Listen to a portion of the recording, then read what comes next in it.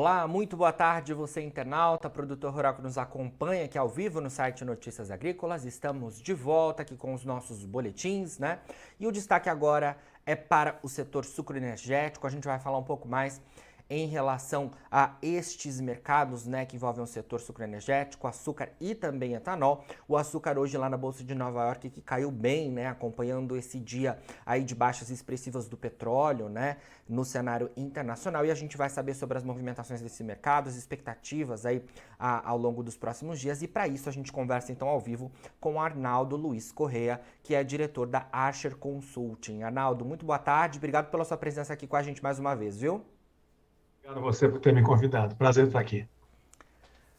Prazer é nosso, Arnaldo. Bom, hoje, né, como eu mencionei, o mercado de açúcar bruto lá na Bolsa de Nova York caiu bastante, né, acompanhando o petróleo também, né, diversas commodities caíram no dia de hoje, né, com as preocupações aí relacionadas à nova variante da Covid-19 e também queria saber se há aspectos fundamentais relacionados a essa queda lá do açúcar hoje e o mercado lá em Nova York se distanciando mais daquele patamar de 20 centavos de dólar por libra-peso que a gente vinha registrando aí nas últimas semanas, né, Arnaldo? Queria que você contextualizasse para a gente esse cenário de hoje e o que o mercado tem acompanhado aí nos últimos dias. Um cenário de pânico, né? Os mercados abriram bastante nervosos hoje, em função dessa nova variante da Covid encontrada na África do Sul, embora o Ministério da Saúde daquele país tenha divulgado agora há pouco que é muito cedo para se falar se ela tem uma letalidade e também se as vacinas que foram administradas não teriam efeito com esse novo vírus, o que parece que é comprovado que ela sim tem efeitos, né? Então, o mercado reage com muita força em situações como essa, o pânico se instaurou, a gente viu aí o petróleo, o mercado de energia principalmente, caindo muito mais de 10%, o Brent, que tem relação com o petróleo da Petrobras, caiu 11,5%, e foi quase $10 por barril em relação ao fechamento de ontem. E as commodities, de uma maneira geral, também reagiram negativamente, porque você tem mais ou menos um efeito dominó aí no caso, né?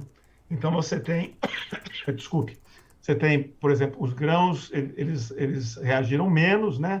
Embora com queda, as soft commodities, que é café, açúcar, cacau, suco de laranja e algodão, essas ficaram mais ou menos aí em torno de 4% de queda, mas em geral foi um dia assim muito difícil para os gestores, né?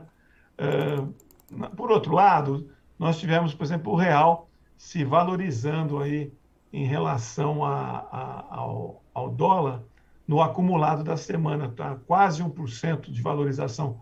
Fechamos a 5,62 a semana passada, na sexta-feira, e estamos caminhando aqui para um fechamento de 5,58. Isso representa o que? Um real mais forte, com açúcar mais fraco, representa menos reais na hora da fixação de preços. Então, por exemplo, essa semana, se a gente comparar os contratos futuros de Nova York, o março 22, que é o último dessa safra, ele caiu R$ 100 por tonelada, e os outros, né, o da safra 22, 23 e a safra 23, 24, olhando aqui só o Centro-Sul, caíram aí em torno de R$ 60 ou R$ 50, respectivamente, por tonelada. Então, isso mostra que uma lição a gente tem que aprender, né? Temos que aproveitar quando você tem situações de preços altos em dólares e real fraco, porque aí o exportador consegue fixar preços num nível muito maior. Não pode deixar perder esse bonde. Agora, se essa situação se mantiver, o que nós vamos assistir é uma, uma mudança significativa na maneira como as usinas poderão tratar a produção do próximo ano, dando mais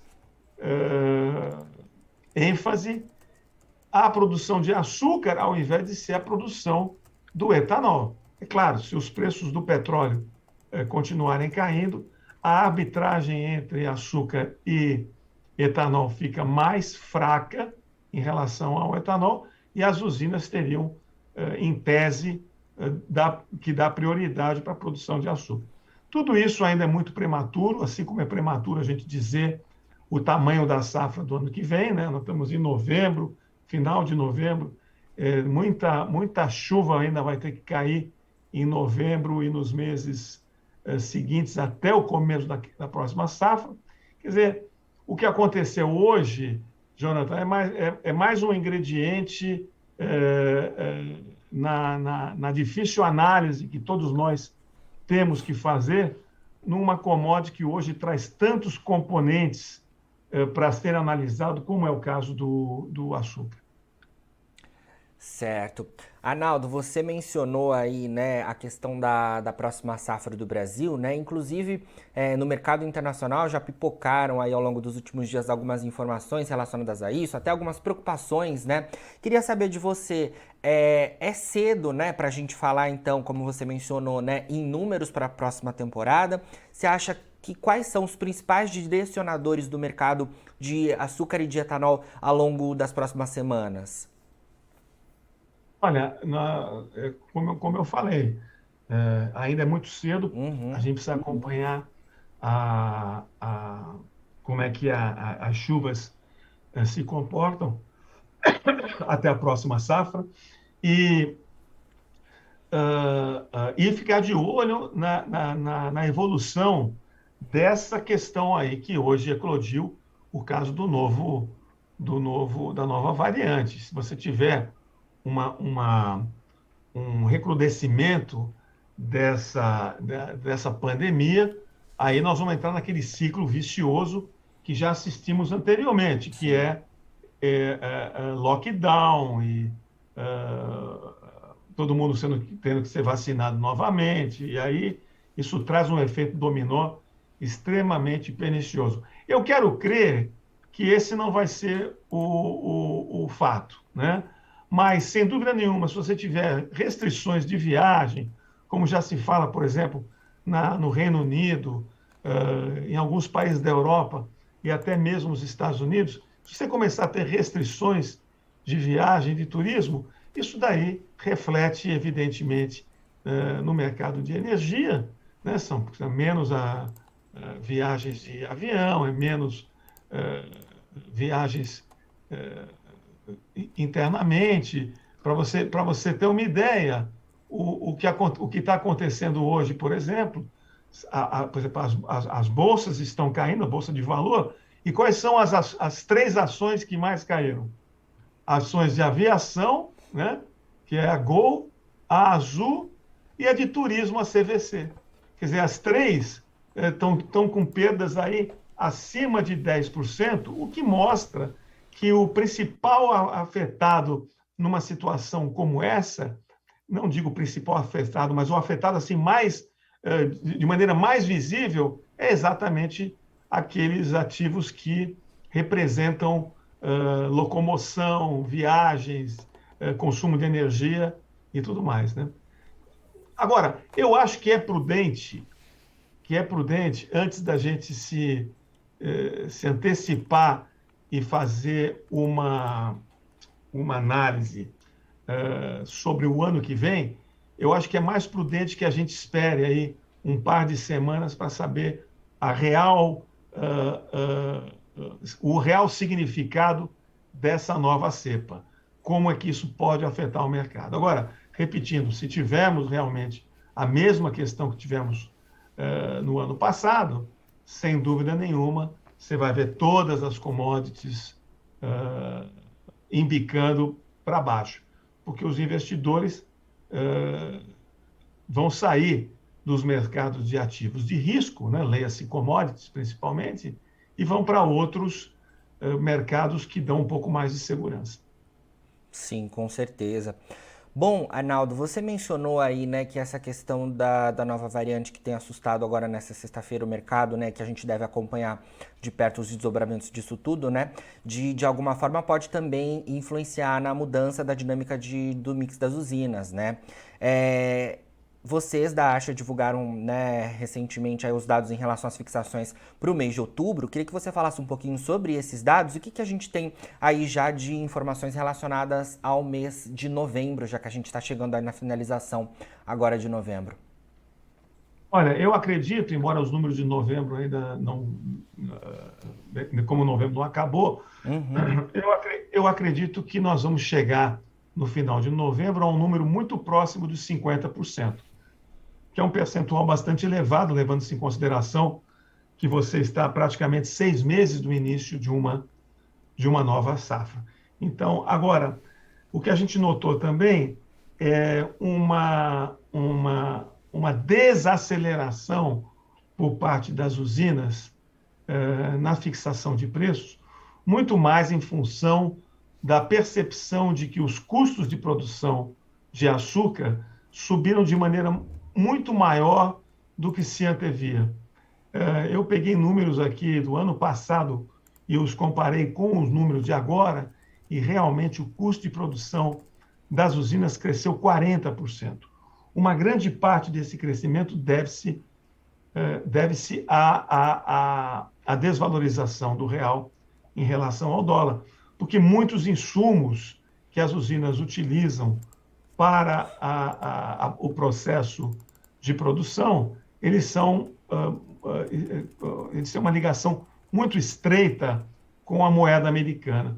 Então, uma desvalorização cambial acabou fazendo com que algumas usinas tivessem a percepção de que os preços que outrora eram excelentes para elas em termos de fixação, hoje elas temem que esses preços simplesmente empatem o custo de produção e dada a variação dos preços dos principais insumos. Então, esse tipo de